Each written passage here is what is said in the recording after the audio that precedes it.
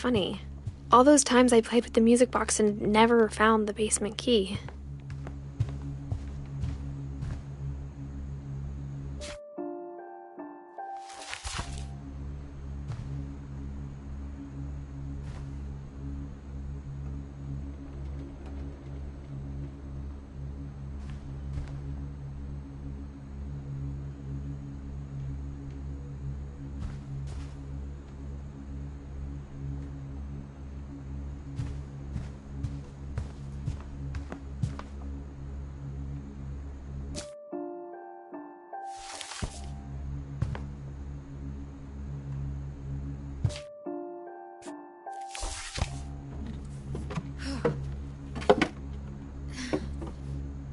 I guess now I know why Mom didn't like me playing with the music box.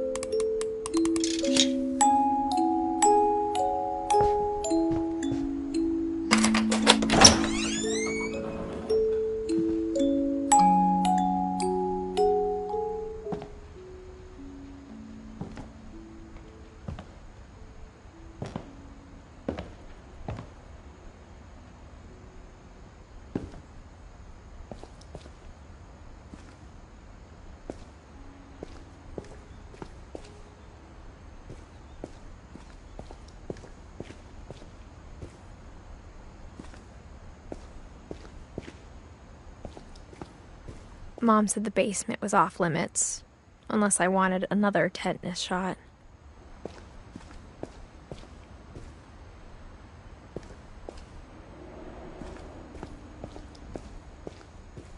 I saw Edie sneak down to the basement once, carrying packages. I thought maybe she was hiding presents. It turned out she was hiding a lot more than that.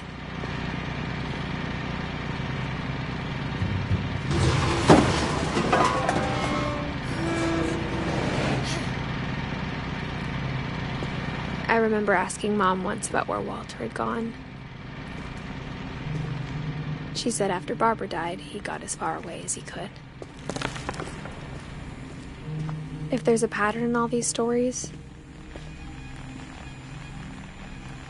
I think it's that none of us has gotten very far.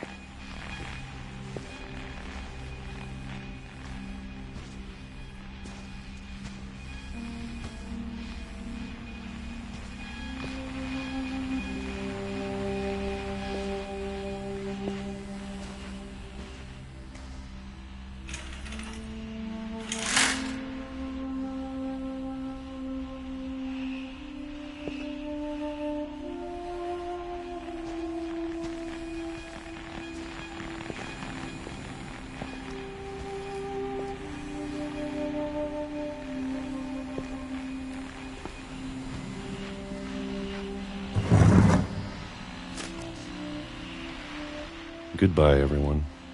I can't believe I've been down here for 30 years.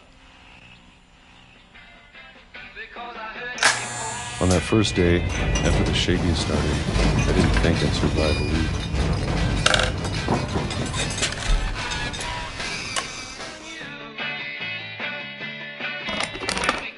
But after a few days, I settled into a routine. That's what kept me sane. Having a schedule, living for today. I always expected to be dead tomorrow. But if you wait long enough, you get used to anything.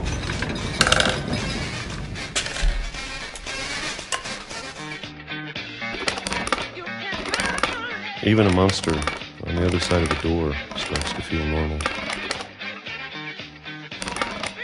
almost friendly.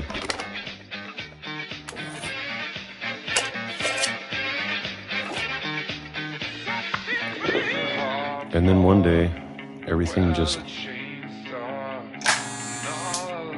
stopped. Whatever that thing was, it was gone. Maybe it got tired of waiting.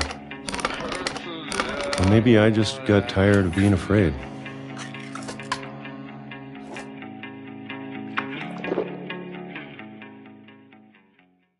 It's been a week now, the longest in 30 years. I'm done waiting. I have to leave while I still can.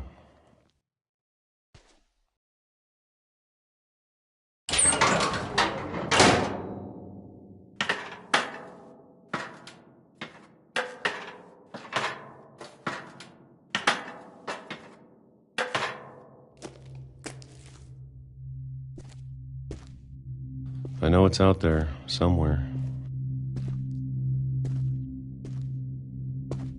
Whatever killed Barbara and Molly and Calvin.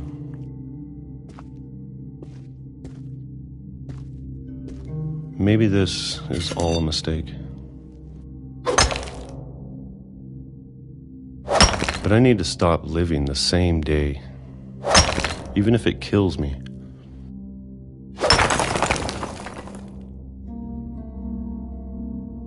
Whatever's out there, I want you to know I'm ready for it.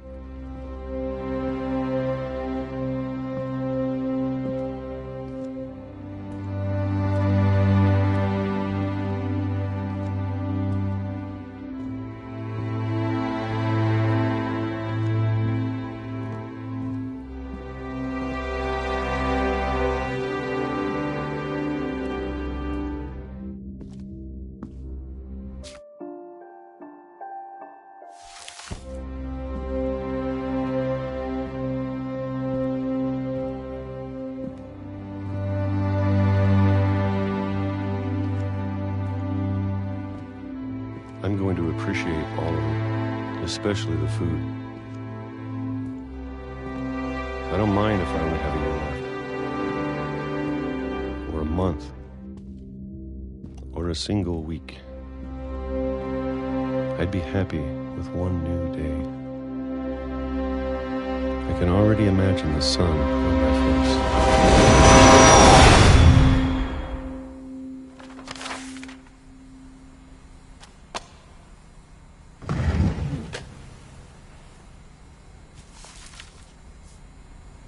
Walter died when I was 6. I can't believe my mom never told me he was down here.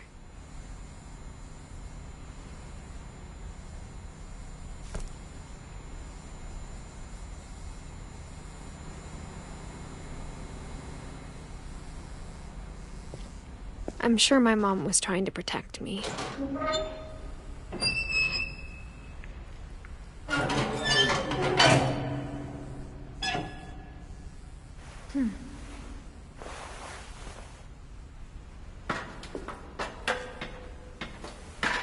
Maybe she was afraid I'd end up like Walter. But if she never told me about an uncle under the house, I can only imagine what else she was hiding. I don't want to make the same mistakes she made. Trying to bury something that's still alive.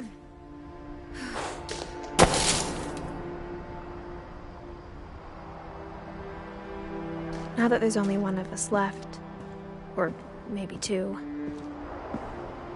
I thought it was time I heard the stories for myself and found out what happened to everyone else. But now I'm worried the stories themselves might be the problem. Maybe we believed so much in a family curse, we made it real.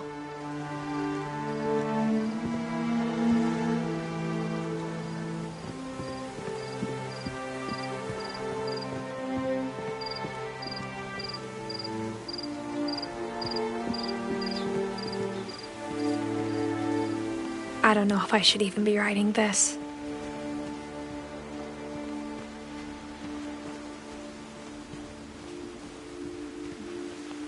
Maybe it'd be better if all this just died with me.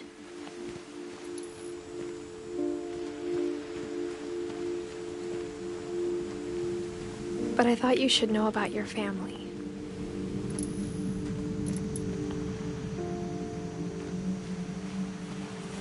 And the history you're a part of.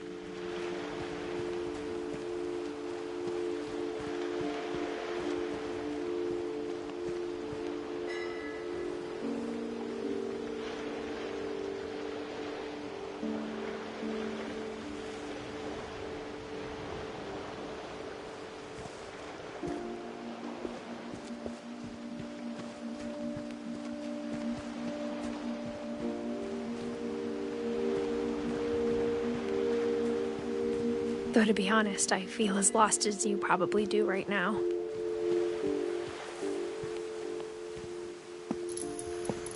I think the people in these stories believed them, for what that's worth.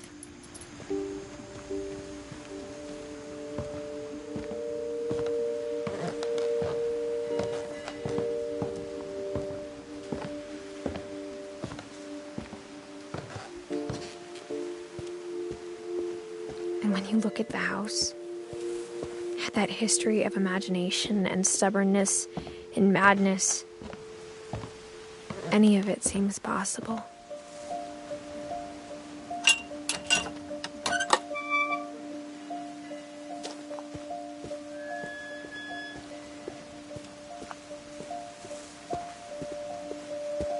I think we've been surrounded by death for so long, we've just gotten used to it. What kind of family finishes building a cemetery before starting the house?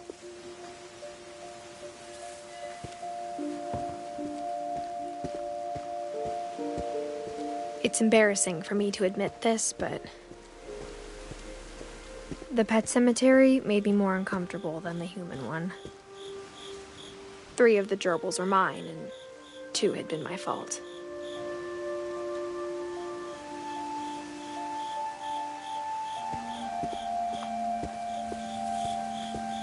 Sven built the house, but it was Edie who designed the cemetery. I'm sure Odin's monument had been Edie's idea. My mom was always trying to move on, but for Edie, the past never went away.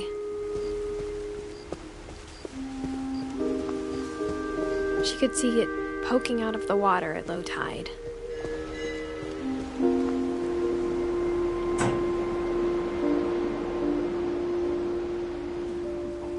Edie said she dreamed about the old house every night.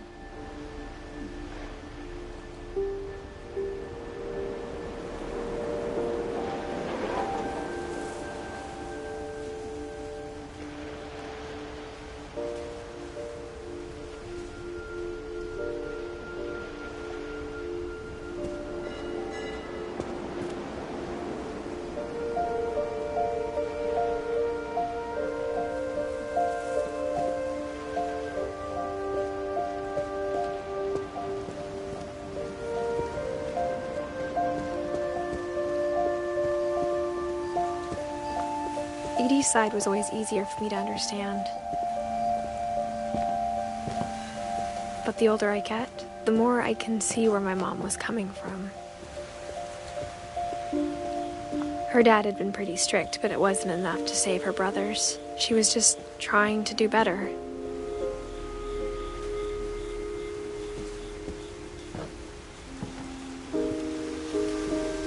She lost 2 of her brothers, just like I did. I get why she tried so hard to protect us.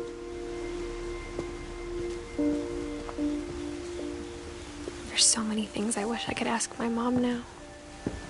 Part of me thinks this is what she wanted all along. For me to come back someday and find everything out for myself.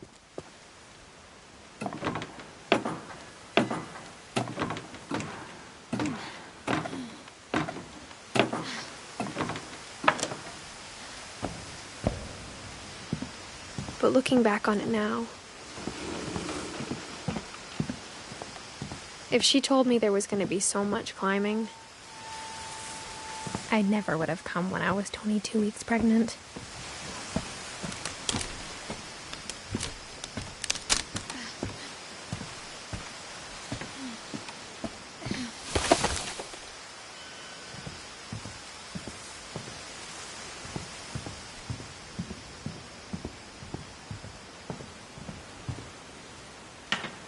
I never met Grandpa Sam, but I think he and my mom had a lot in common.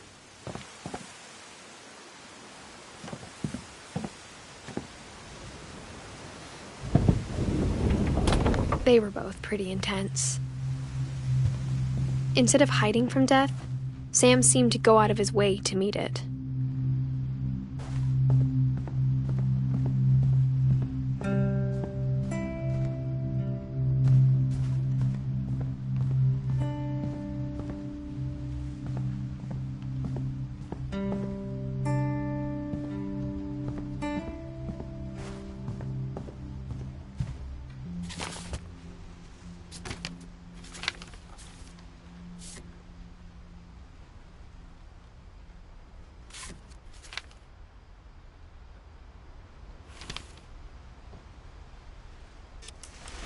Dawn, I promise, you'll never forget this weekend. Yes, sir. These memories are gonna last a lifetime. Mm-hmm. Am I gonna have to shoot anything? It's a hunting trip, Dawn. Shooting is strongly encouraged. What? Perfect. It's gonna rain the whole weekend, isn't it? Please just take the damn picture. Hey, language. I will never forget this weekend, Dad. That's the spirit. Okay, got it. I'm gonna take some pictures, okay? Just be careful. The camera's older than you are.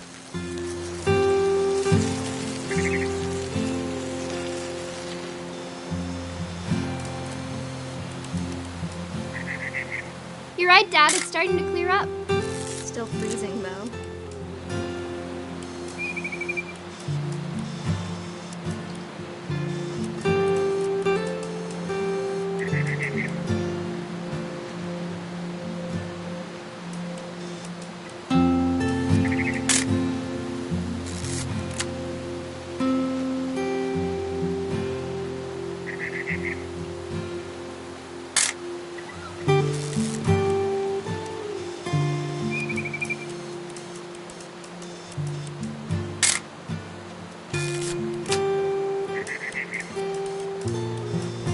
Should not have drunk all that coffee. Hey! That's a keeper. Hold still while I take a picture of you. I'm just saying, I'm not always gonna be here, Dawn.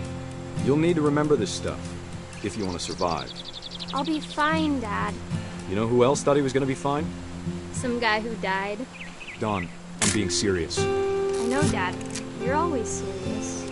Doesn't being out here make you want to chill out? Well, to tell you the truth, I haven't been out here in 20 years. Dawn, don't you think you could find something more interesting to photograph?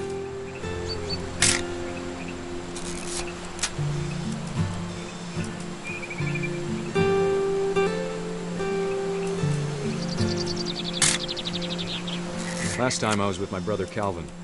Man, that was a great trip.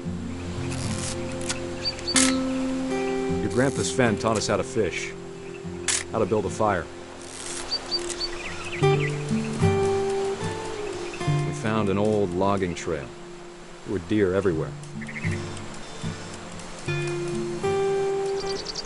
I bet if I could remember where that trail was, we'd spot a buck for you in no time. Give me a minute to check the map. Dad! Good eyes, Dawn. Before you take the shot, let me get a picture of you.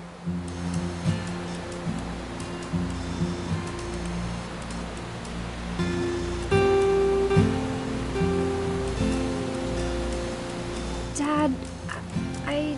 Just breathe. Turn off your imagination. Focus on your target.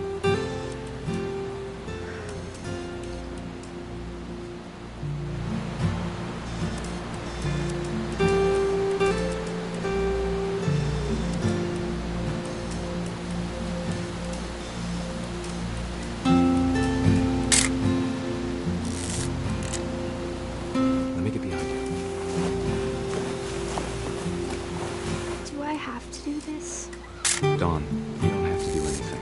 But if you want to survive, you'll need to be strong.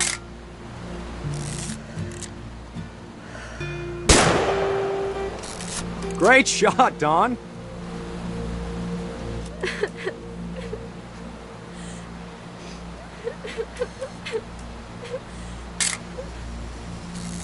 I'm proud of you, Dawn. Always remember that, okay?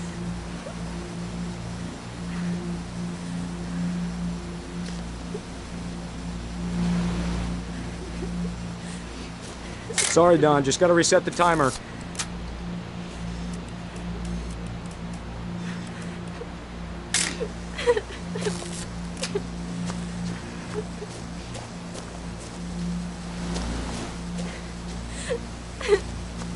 Dad, it's twitching.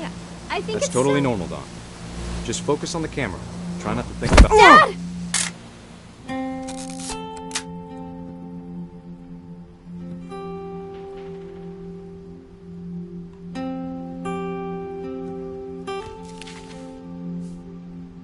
Of all these stories, that's the one I wish most that my mom had told me.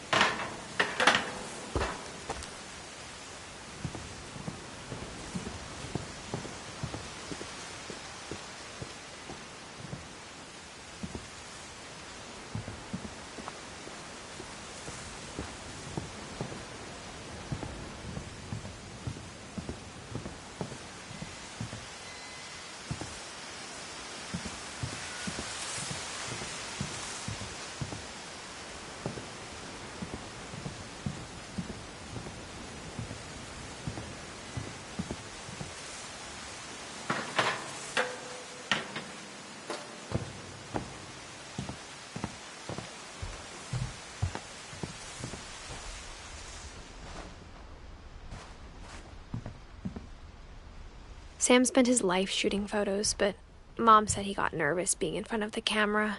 I guess we're all afraid of something.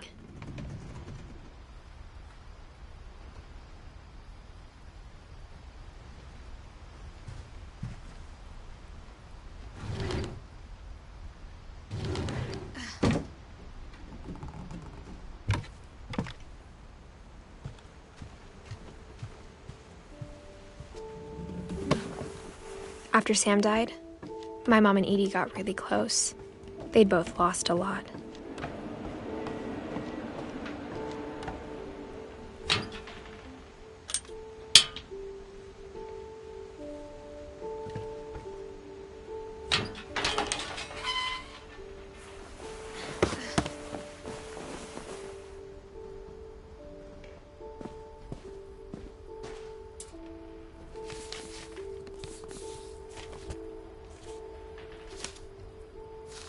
Dear Kay, do you remember the way Gregory used to laugh when he thought he was alone?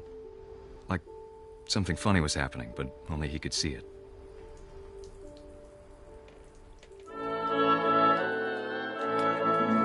I think he saw things the rest of us don't.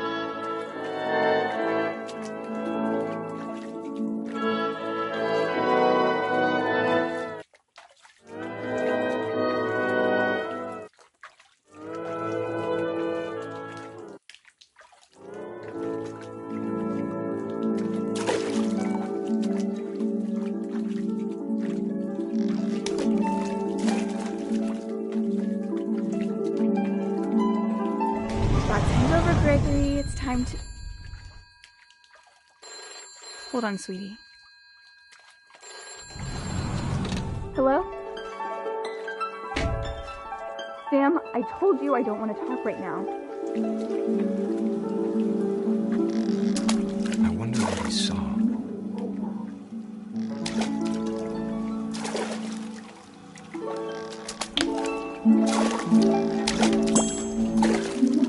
What his world was like.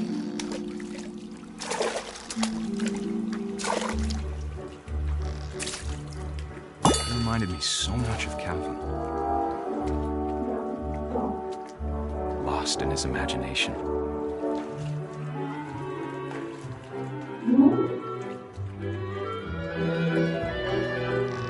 Whatever it was he saw.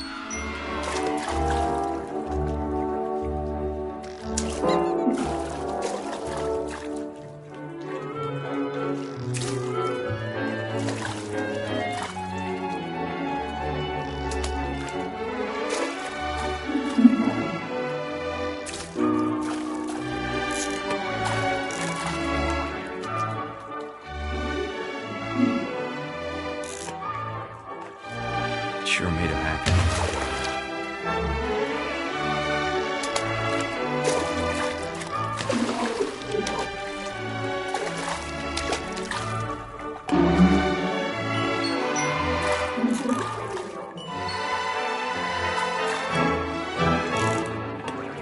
I know how silly it sounds.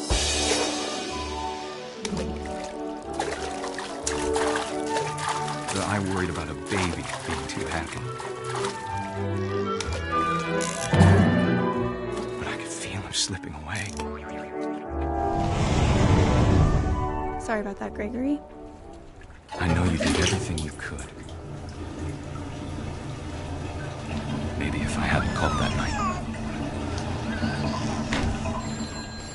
Damn it. Hold on, I don't want Gregory. I wish he could have told us about the world he saw.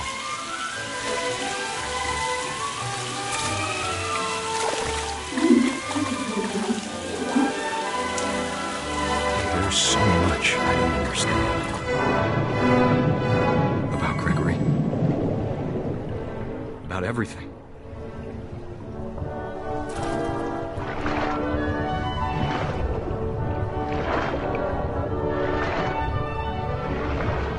But I know what happened wasn't your fault.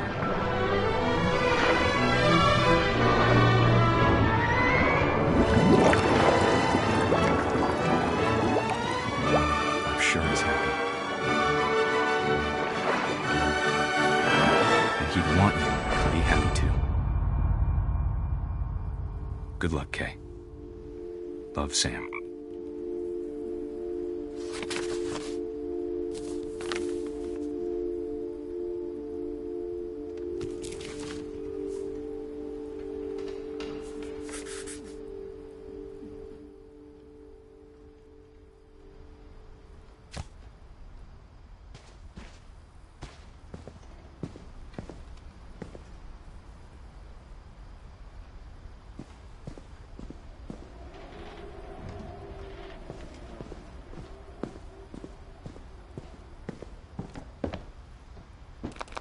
My mom moved up to the loft after her brothers died.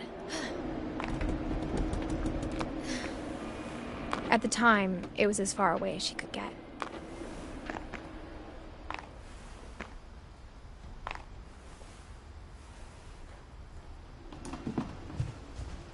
I can't imagine what it was like for her to lose 2 sons after she'd already lost 2 brothers.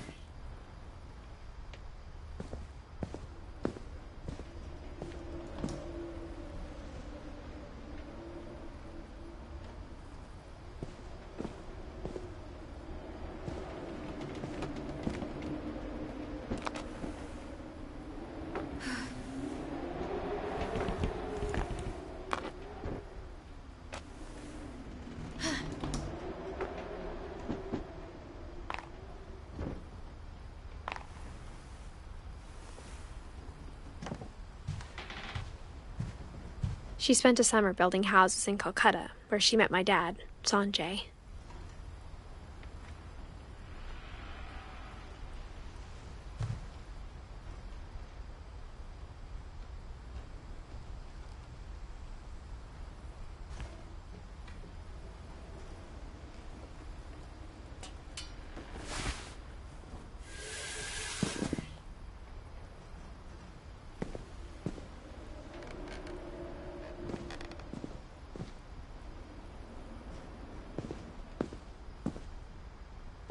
can't imagine my mom ever writing poetry, and yet...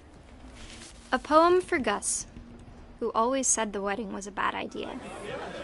Our father never hit us kids, at least not very hard, before the day my brother said with teenage disregard that he'd be dead before he'd see a wedding in our yard.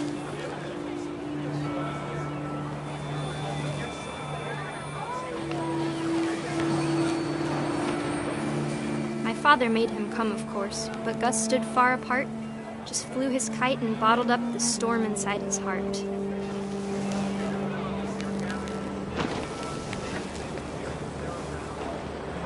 I tried to talk him out of it, but though he'd never met her, "We don't need a stepmom," were the words that I now pronounce you husband and wife. You may kiss the bride.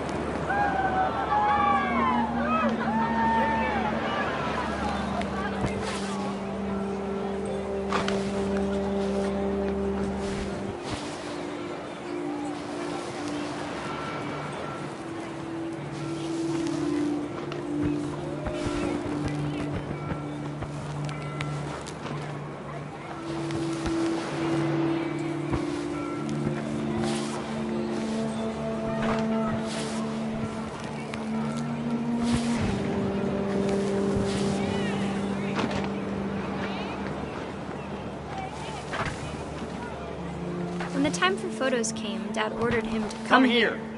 But Gus declined, and as a sign held up his middle finger.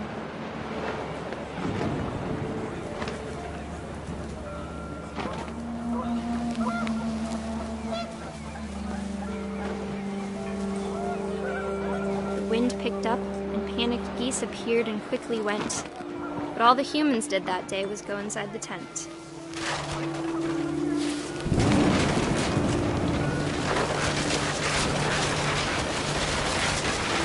The rain came down in buckets then, but no one seemed afraid that nature might destroy the tent our dad had crudely made.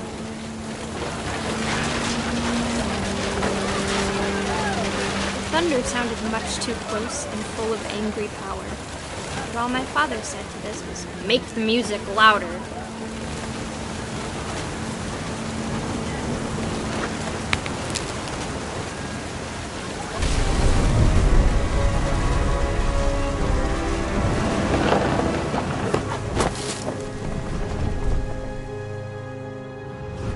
I wish that I could truly say I thought about you on that day. Out there on the beach alone, just you, the wind, the sea, and foam. But I didn't, until we found you.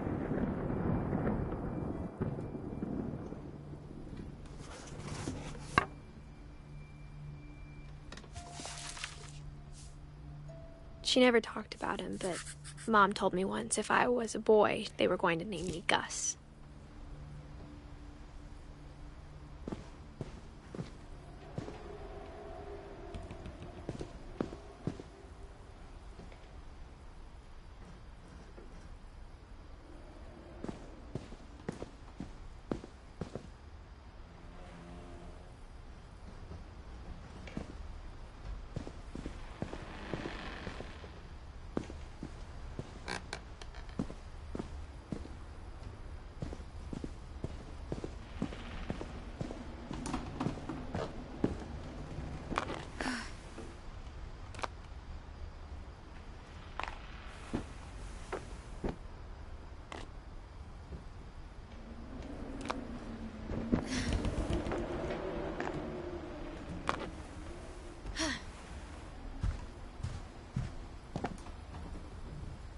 My mom moved to India a week after graduation and got a job teaching English.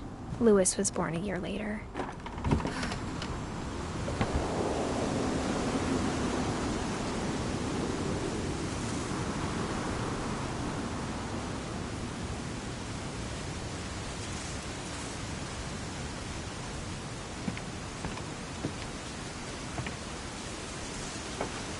When my dad died, I don't think Mom knew where else to go.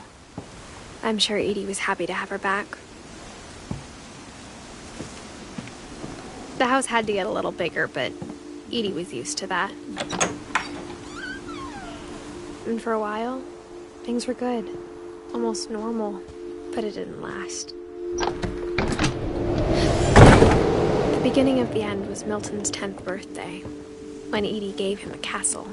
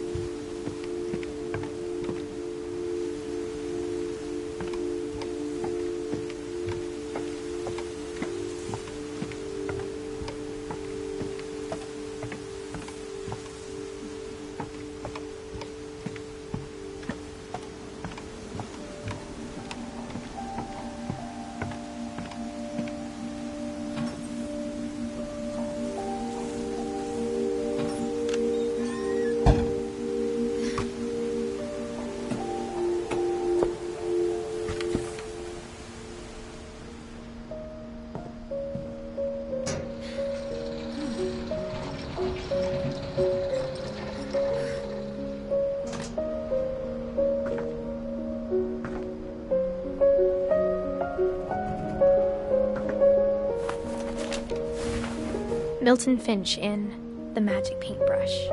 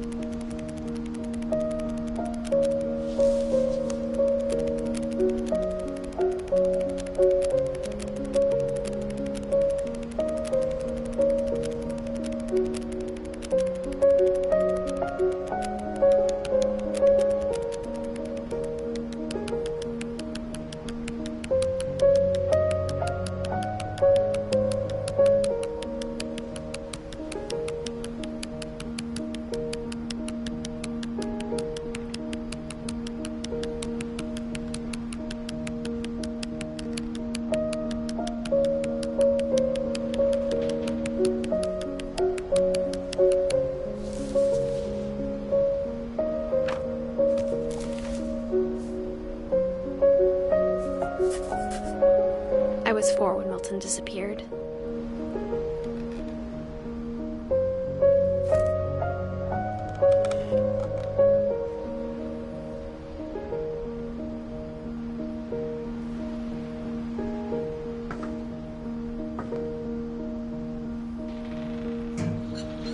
Mom spent months searching for my brother. Then she sealed the doors.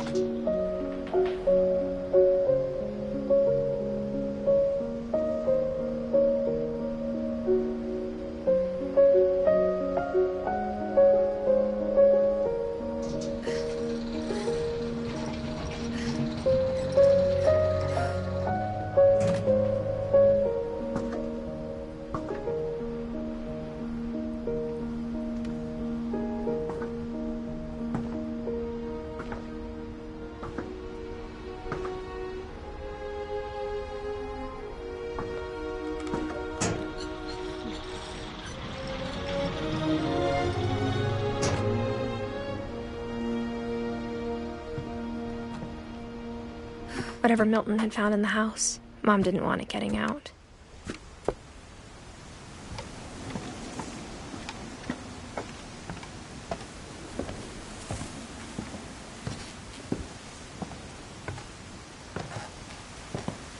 Mom definitely blamed Edie, but I think Louis blamed himself. After he graduated, he just spent more and more time in his room, until Mom got him a job at the cannery.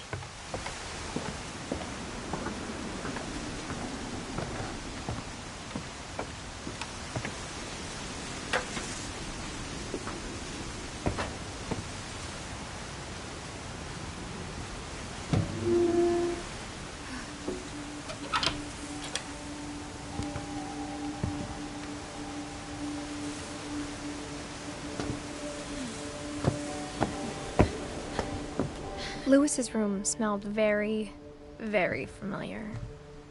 That part of him lived on.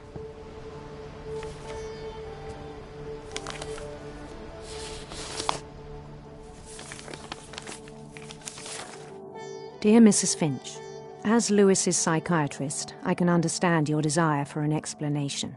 As I see it, the trouble began in January, shortly after we convinced your son to seek treatment for substance abuse. Newly sober, I believe Louis first noticed the monotony of his daily life.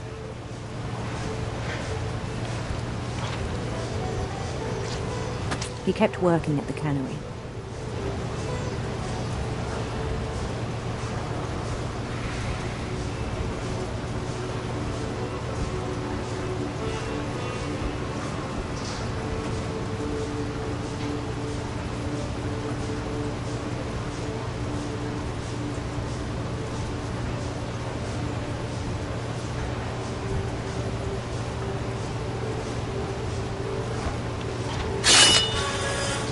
But he withdrew part of himself.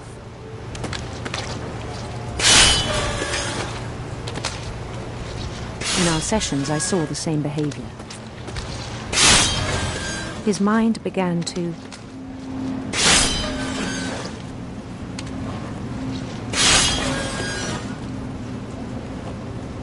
wander.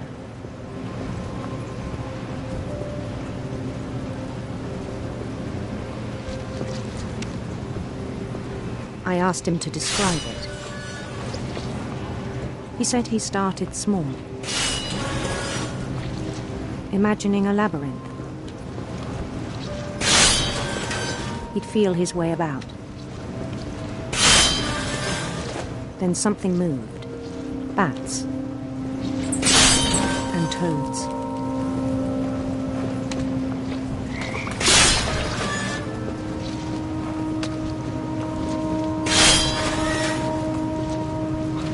And things that have not names. He knew it was all in his head.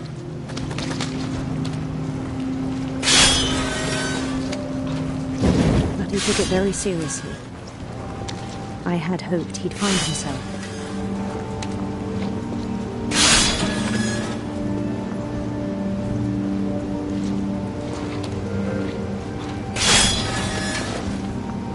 But he found something more. I worried about him then. Daydreaming at the cannery. I spoke with his boss. But he said Lewis had become a model employee. Methodical, tireless, focused.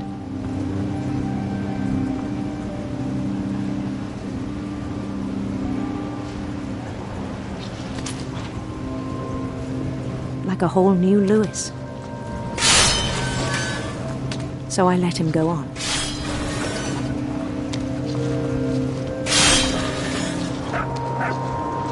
I even encouraged him. It seemed very promising at first.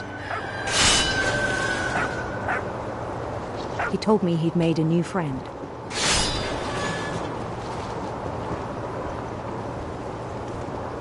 On the edge of a city he named Lewis Topia. He built the city up slowly, brick by brick. Then he made musicians.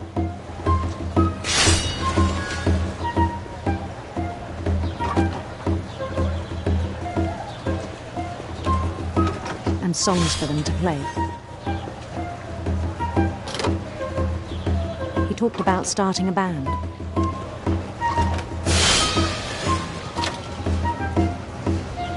And he was always humming something.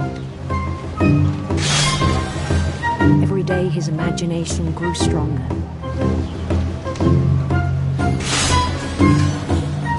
He no longer spoke at the cannery. But his chopping was as reliable as ever. Then one day it struck him that all the cheering crowds, even the stones under his feet, were all in his imagination. So he could do whatever he wished.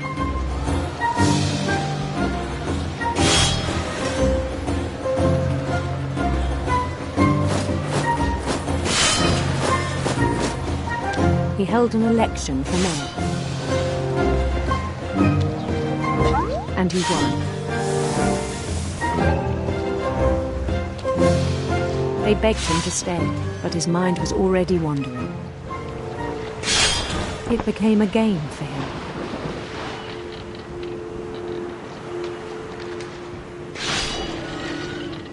He'd conquer a city, then immediately push on. New Louisville.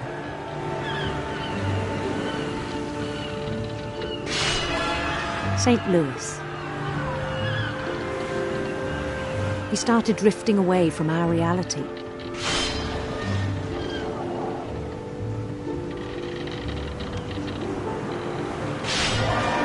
Minneapolis, until one day he forgot to go home from the cannery. Even as his mother pleaded with him, part of Louis kept sailing on.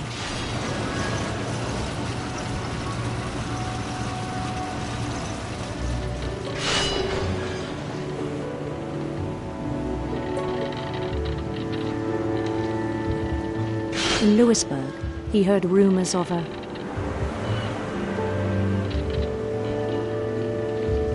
handsome queen.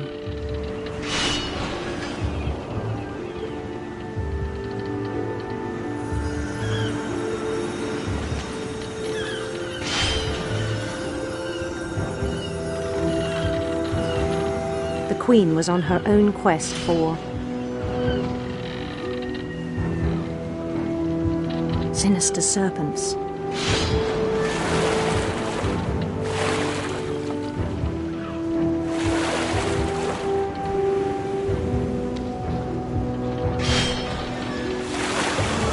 He followed the sound of her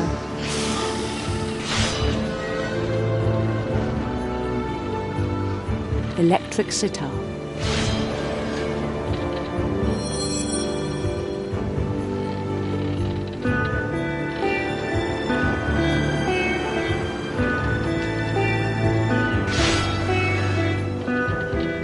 His chase led him to a golden palace east of the sun and west of the moon. Even then, his logic remained sound.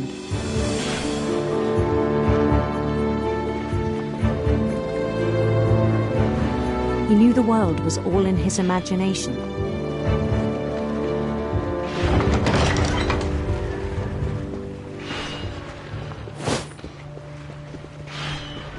But he was so proud of having created it. In his own eyes, he'd become something greater than a king.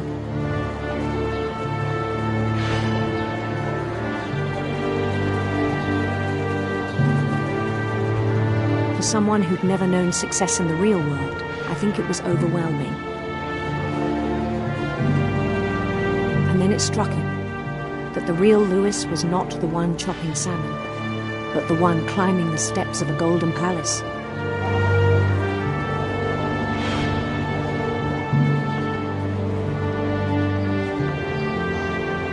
My imagination is as real as my body, he told me. It was hard to argue with him.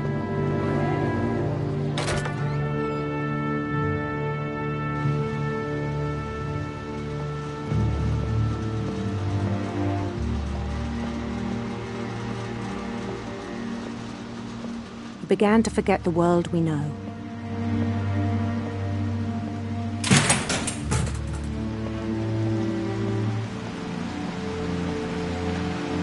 I think it pained him to remember Louis, the cannery worker.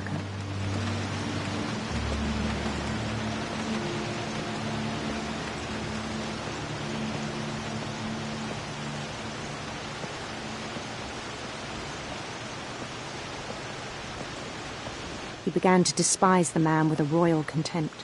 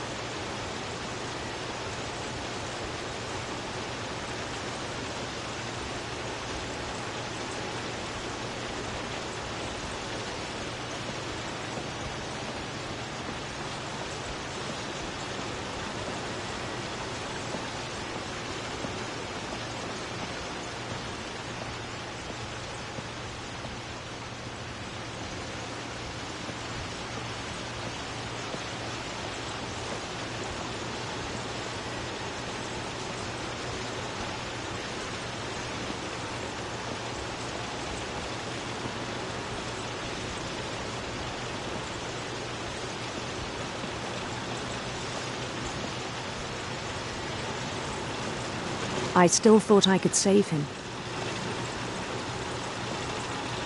Even after he said he was being crowned king over all the lands of wonder. The palace would be packed with his companions.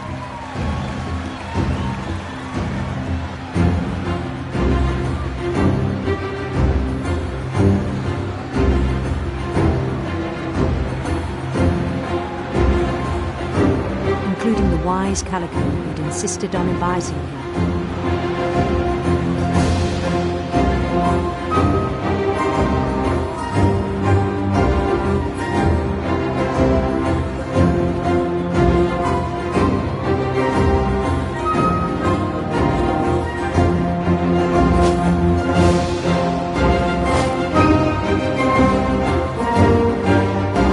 His queen waited, holding his crown.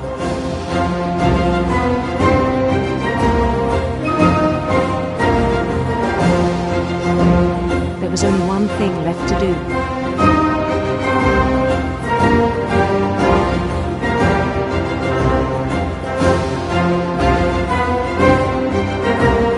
Bend down his head.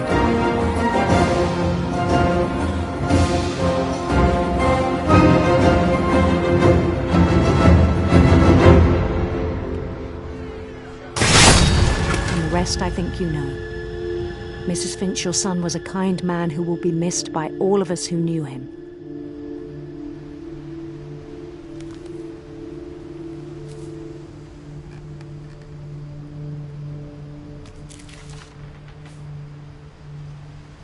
My brother was really cool.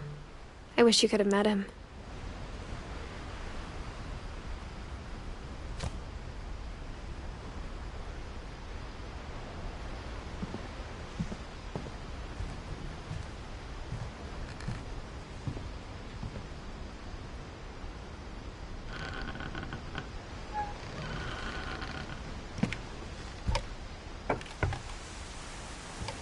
On the way back from Lewis's funeral, my mom told me to start packing.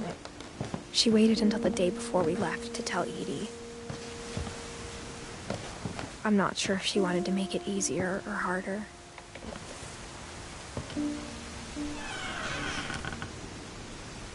I wish we'd stayed. But I understand why we left.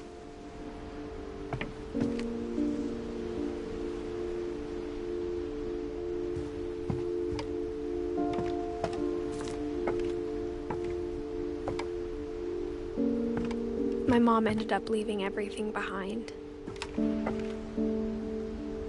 What happened that night had been coming for a long time. Maybe it should have come sooner.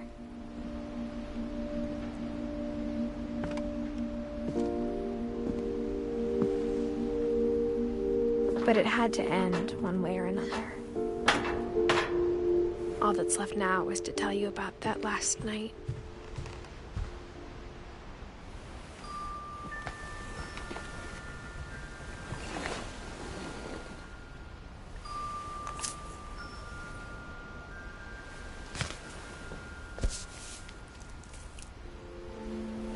That whole last day, Edie just watched us pack and didn't say a word.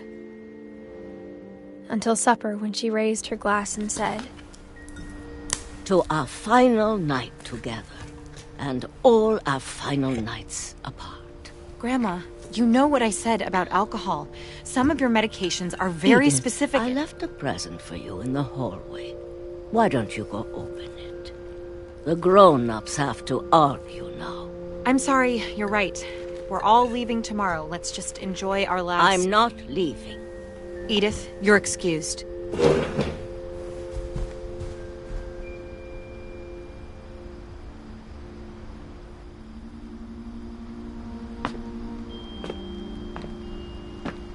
The power had been shut off that morning, but Edie always had plenty of candles. When my mom sealed the library, I don't think she knew about the other entrance. Or that Edie had a key to it.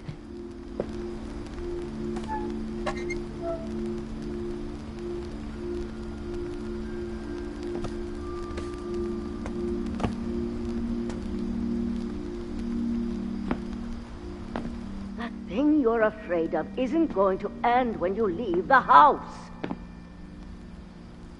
Edith has a right to know these stories. My children are dead because of your stories. I think it's best if Edith and I leave tonight. We'll have the nursing home send a van for you in the morning. Okay?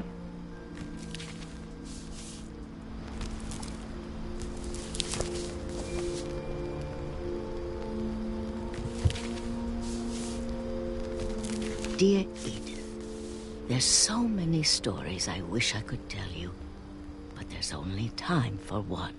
This is about what happened on the night you were born. That night, the tide went way, way out. It was the first and last time I ever saw the old house aground. There'd been an earthquake out in the middle of the ocean. They called it the lowest tide in 1,000 years. God, it smelled awful. You know, I've seen that house every day of my life.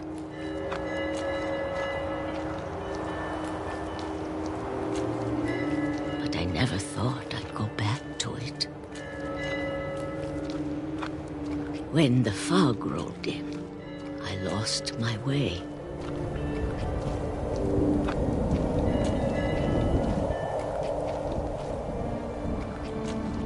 I got turned around.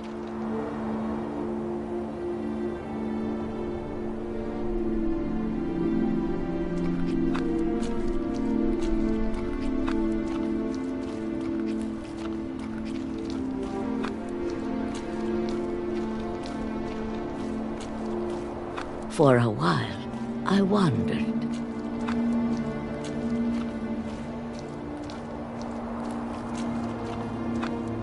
I started seeing things.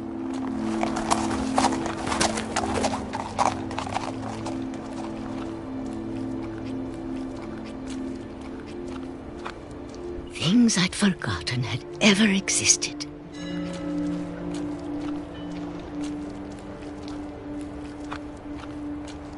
But when I saw them, they felt like old friends.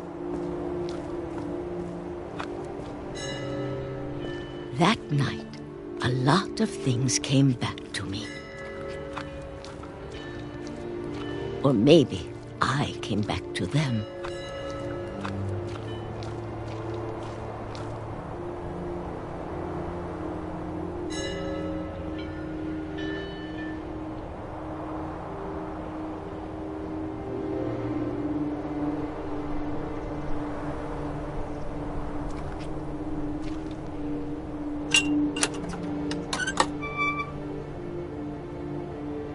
Things I can't explain, but that I need you to try and... Edith, what are you doing in here? It's mine. Edith! Mom, you're gonna rip it! Let go!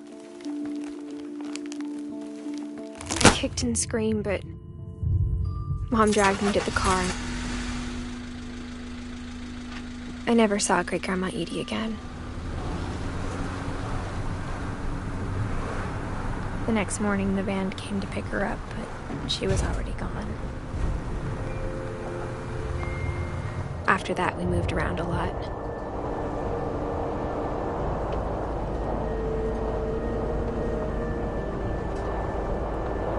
We both tried to make the best of it.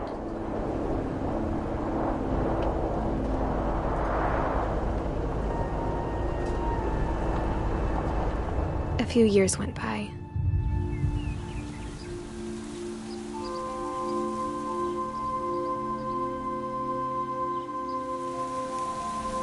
My mom didn't like to talk about it,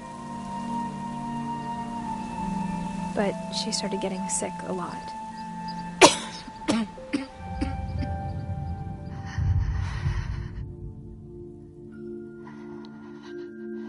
She got better for a while, and then she didn't. And then I was alone. The last Finch left alive.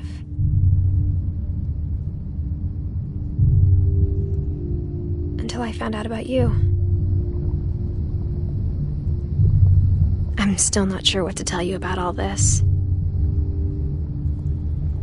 If we lived forever, maybe we'd have time to understand things.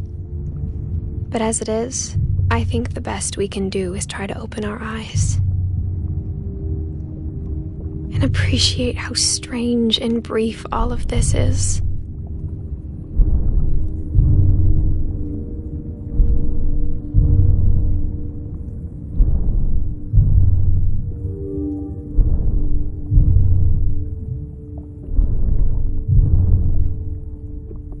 This journal was supposed to be for you, but now I hope you'll never see it.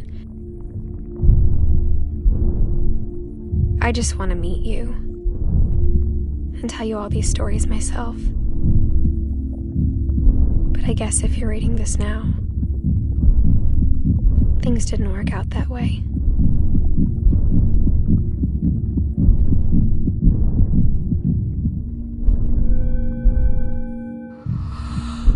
This is where your story begins.